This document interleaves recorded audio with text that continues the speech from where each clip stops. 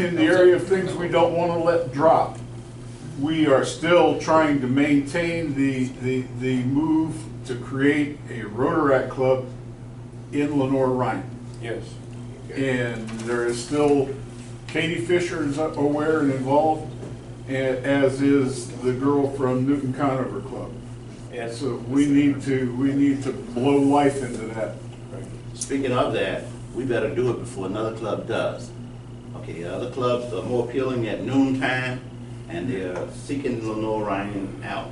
Oh, that's right. The lady who works here at Lenore-Rhine can't get up at 7 in the morning because of her obligations. So she's passing on us and probably going to go over to the country club. to the We're Rise Against Hunger. We're in, right?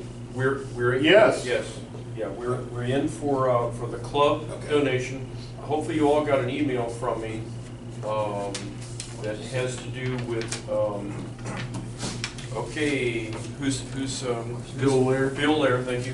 From Bill Lair. Bill's concerned that his funding is going to be a little tight, and he would love to have some Couple extra bucks. step up from individual members. And in fact, Bill did some math and said if individual members each gave $20, I think the email said. So He'll hit his threshold. yeah, he'll hit his goal. So there's an opportunity for each of us as individuals, in addition to what the club is. So the club's writing a check for $1,500. Wrote a check for $1,500. Should that go on there? He has it in hand. Yeah.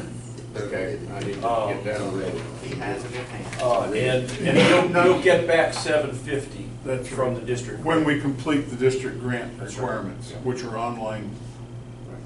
But put a note by there that it's also DDF funds. Yes, Doc. No, I got a, when we get finished with that, I got a little, it's a true story, but I'm gonna tell you a true story in lieu of Dr. Martin Luther King's holiday, and this being, I don't celebrate that way, but Black History, and do it, I want to tell y'all a story when we get to that point. Just a true story. Cool. In view of this, when Dr. Van Dam becomes senator, somebody needs to take this up, and I don't want this dropped during my administration. So I really No, he want doesn't. He got this would be, no, he can't do this and that. He can send Is somebody another down political fine? $1. Political fine. You can't mention That's that. right. Show There's a them. page Dollar in the down. assembly there. She reckons they've got You plenty of can't time. mention I political got mine from government shutdown. You just mentioned the candidate. She doesn't see them doing any work, but she was, Darnell, just wants a holiday. Darnell, $22, brother. All right. Just a quick reminder about schedules. Upcoming next week is a club assembly. Just to make 3 weeks in a row we've had one. And following that, Dan Green on the 21th, Don Hicks on the 28th, and Steve Hunt has March 7th. February 21st? Yes, sir. Yeah, That's in the kids. That's what you signed up for. And Michael has invocation responsibilities this month, The whole month of the it. whole month. And Friday is soup kitchen day for the club. Yeah, who's on Super Who's on for Friday? Glenn and Gavin. Oh, Roger reminded me. That's what I'm here for. And Mr. President. the last time you guys will see Skip there. That's right. What's going on? Skip has got a new job. Skipping time? What's he Skip gonna is do? going full-time with the Crawdads. Crawdads. Oh, wow. Michael. Mr. President, I have to bring something that was it upset me. It upset me. sorry. Okay, I our didn't mean to. Sergeant of Arms, we were talking about what was going on, and Mr. Hunt just asked him, what you saying? You know what he said? What did he I say? wasn't paying attention. Oh my goodness. I cannot, I mean, I'm I all will different. pay it, I want to put the money in, I keep changing We it. gotta get our money back. Okay, so, yeah, I so, won't tell you my story. so, Just gonna mention the calendar. What time is the Super? yes, go ahead. For anybody's information who's interested, PETS happens March 15th to 17th. Those that should be present are the president-elect and the president-elect nominee, if possible. Encouraged to attend, it says. On April 26th to 29th is the All Clubs District Conference at the Meadowview Marriott Resort in Kingsport. The District Leadership Conference Assembly is May 19th, 9 to 12:30 at AB Tech. That's for officers and chairs in the coming year. Training for PEs, district chairs, club leaders, and AGs for 28-19, led by DGE, then DG Isaac.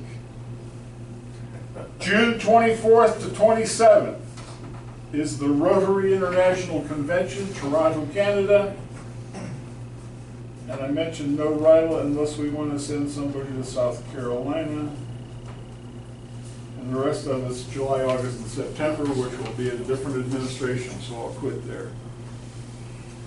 Dr. Wimberly, I think we're ready for your true story.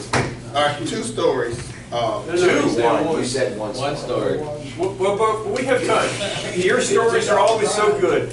Okay, one story and an Long excerpt. story. But, you know, in lieu of, and I get this, when I moved to North Carolina, go to dental school. Everybody, I told people I was from Alabama. And so people would say, you're Bama. I didn't know what that was. And so that, I guess it meant you were real country. And so when I went to Carolina, of course, I was there, and the guy asked me, what does it feel like to be black and grow up in Alabama? And he was from Ohio. I said, I guess it feels like the same thing to be black and grow up in Ohio, I guess that's the United States. But two things happened, and you know, Dr. King was a nonviolent leader. But there was a lot of stuff going on in Alabama outside of the line, and everybody was not messed up and ugly. It was a few people, and most of the people not. But my dad was principal in school, and there was a paper mill that was out in Jackson, which was a big company, and they would drive through the black community. They didn't hire black people; they would hire white people to drive through the community because it was paying real good. Wouldn't hire black people, and they would work at the paper mill. So some guys got together, and when people drive through, they throw rocks at the cars. And so the people went to the sheriff, and the sheriff decided we're going to take care of this. So the sheriff deputized, and you got to visualize this, deputized a bunch of guys on backs of trucks with shotguns and stuff like that, you know, just a typical picture, and had them, well, they, you know, on a typical picture. And then, but there was a sheriff's deputy that knew my daddy. He came to my dad and told him what was going on. Now I'm a little boy, probably 9 years old, and I go with my dad. So we go up to the place where they are on the top of the hill, and you got to see Jackson's the top of the hill, you drive through. And they were on the top of the hill, deputized on the back of trucks, young guys, shotguns and stuff. And my dad started talking to the sheriff, and he said, we can handle our own, you don't need to come through here and do this, we can stop, because people weren't trying to be bad. It was just some boys who would, that was their protest. And so he said, we can handle this ourselves. And I said, no, and then he kept talking to people behind him, no, gotta do this. He kept talking to him and said, no, let us handle ourselves. The man talked to him, he kept talking. Then finally the guy didn't listen. So my dad looked in his eyes and he said, okay, if you run through my neighborhood and shoot tonight, we're gonna shoot through your neighborhood tomorrow night. Oh, okay. All right, we'll work this out. And so that stopped that situation. Now that was prior to Dr. King's assassination. Now, fast forward, I think it was 4 years, Dr. King was assassinated 2 days after my birthday. My uncle was coming up the hill, I was out in front of y'all playing, and he said, they killed him. And I looked at him and said, killed who? He said, Dr. King. For that time, I felt hopeless. I was 12 years old, and I felt like, what are we gonna do now? What are we gonna do now? Well, fast forward, my dad was a genius, and my mother. We went to the funeral. My dad took my brother, and me and my brother used to come from school for the people to the funeral. And I was at the funeral, and I was standing as far as here, probably to the front door here, from everybody going in the Ebenezer Baptist Church. And out of everything that I took from the funeral, after looking at all those dignitaries, both the Kennedy boys were still alive, so both of them went in, you know, all those people that were famous. I was 12 years old, and I remember standing and looking at those people walking. You know what I thought about out of the whole thing? You know what I thought about? They're people just like me. And that's what I took from the thing, that they were people like me, and that is held true, like the whole thing. But like Rick, I always go back to Rick, and what you said is you don't know what we go through. But nobody wants you to say, I'm sorry, and that's not what you asked for. What you need to do, I'm gonna stop saying that, that's the word. What I would behoove you to do was take your shoes off and put on somebody else's shoes and realize that, like, remember Rick, the story that you told me, we told us about, that guy told you, well, you white, remember? Yeah. So you don't face the same thing that we face on a daily basis. So don't assume that you know, and when people talk about stuff, back up and just take a picture. Because while we have Black History Month, I mean, I've been here, my ancestors have been here as long as anybody else's ancestors have been here. So why am I Black American and you are just American? So just take pictures of them later.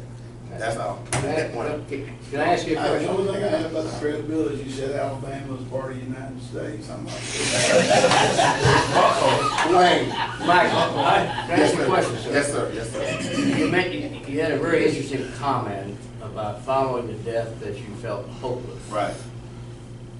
When did the hope come back in? Okay, good. See, he asked me a question. He did. Okay.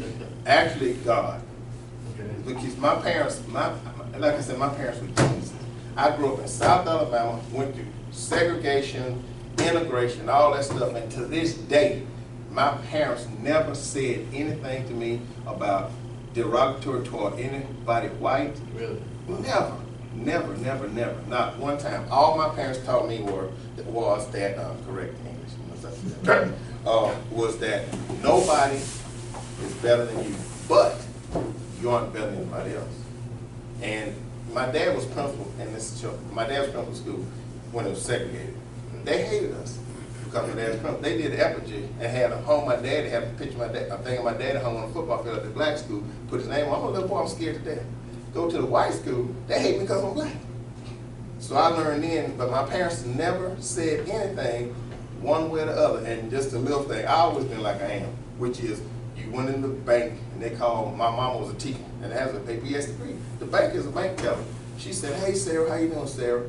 And she said, all right, Miss Skipper, how you doing, Miss Skipper? I'm 9 years old. I can't handle that. So she said, Miss Skipper, I said, hey Lynn, how you doing? My mom said, Mike, don't say that. I'm like, I ain't saying nothing. When I got ready to leave, she said, see you, Sarah. Mom spoke, I went to my mom, I said, bye, Lynn. Because, you know, but it was God, because it wasn't hopeless. But because it wasn't, because that was one man who did one thing, but there was a bunch of people that were doing stuff behind the scene and working together. Because you realize that the percentage of black people who call themselves African American, black, Negro, colored, I've been all over my life. Whatever it is they call us at this point in time, it's not enough for us to vote the first president in or get anything passed. So it ain't all bad as people think it is, but you know, it's fun. Well, I got a question. Thank you, Michael. Were you adopted? Because you keep talking about your mom and daddy geniuses. Damn. I'm the only one in the family That's a dollar. That's a dollar. I got it. I'm the only one left-handed, so I don't know. That was worth a dollar. Hey, that's called a dozen where I'm from, isn't it? All right, call it a dozen. I think we've had enough fun for one morning. Two things we Need to say Is it the truth? is it fair to all concerned? Will it build goodwill and better friendships? Will it be beneficial to all concerned? I didn't see you, Kenny, and Sell ads.